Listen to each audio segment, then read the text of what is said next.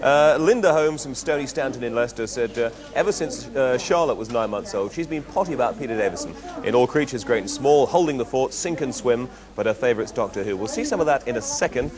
Peter Davison's going to be chatting with John in the book department in a moment, and also he'll be taking calls on 811-8055. But here he is now, as Doctor Who. Recognise the tune? Hello, here. Transmission was detected, but it has been dealt with. How? An accident has been arranged. Bonding can take place immediately.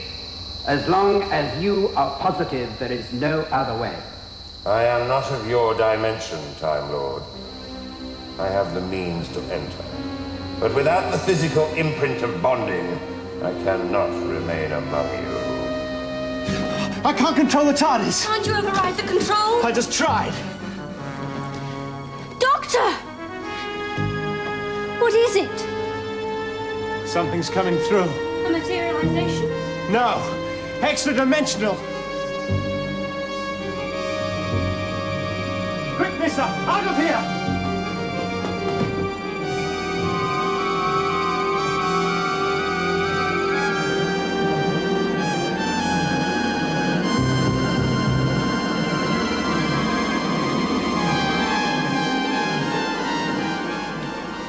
Morning, Peter. Morning. Welcome to the book department, because we've invited you in here because you got involved with children's books this year, didn't you? That's right, yes. I was the Children's Book Week personality for this year.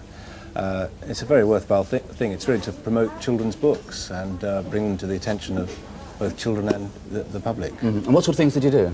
Well, I was involved primarily in the grand opening parade, which involved walking through Covent Garden. I've got a picture here, I think. Oh, have you? Oh, yes.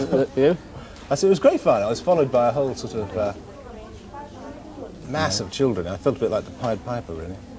That was great fun. And then I went along to a school to just answer questions, really, and talk about, well, Doctor Who and books.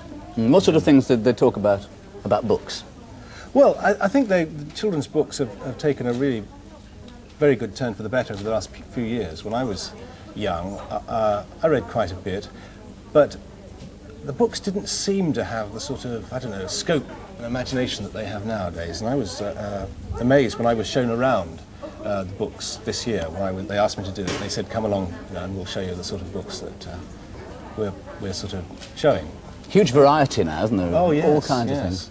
And I think, you see, what's changed is that I got the impression when I was young that children's books were written by people who perhaps weren't quite good enough to write adult fiction. Yeah. They hadn't quite made it. And now I think that they're among the most imaginative. I really do.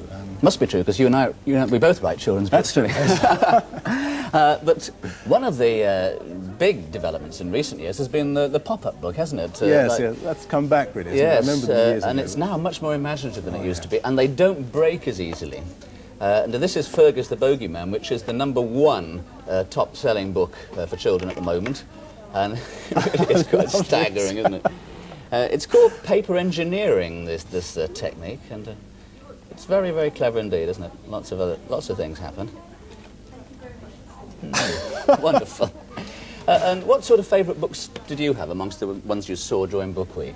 Well, I must admit, this is the Fungus book is one of my favourite, really. I go for the pop-up books and the Haunted House as well. They're sort of very nice books.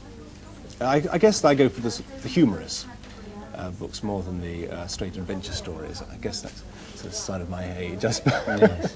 Of course, a lot of people blame television for the fact that children don't read. But I was involved with the Book Week last year, and I was staggered at a number of books on sale for children. Well, of course, television as well has added greatly to that. I mean, there are.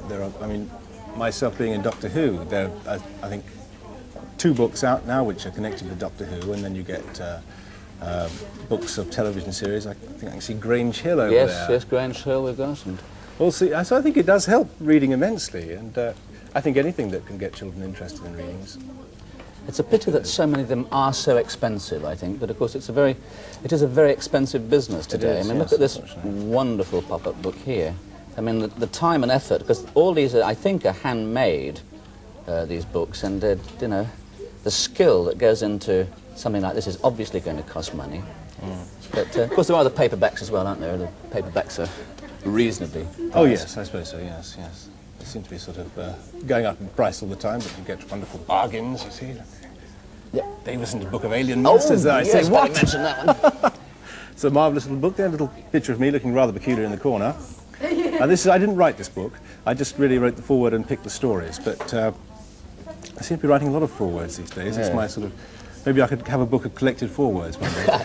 Well, you're going to be talking about Doctor Who in a moment with Mike and taking phone calls as well, so stick around, won't you? But right. do you like cartoons, Pip? Oh, I love cartoons. Spooky cartoons? Oh, yes. Oh, right, because now's the time for all lovers of comedy, thrillers, to put some cotton wool in their ears, to send the adults out of the room and to hide behind the sofa, because it's time for another episode of Drat Pack, today's thrilling instalment.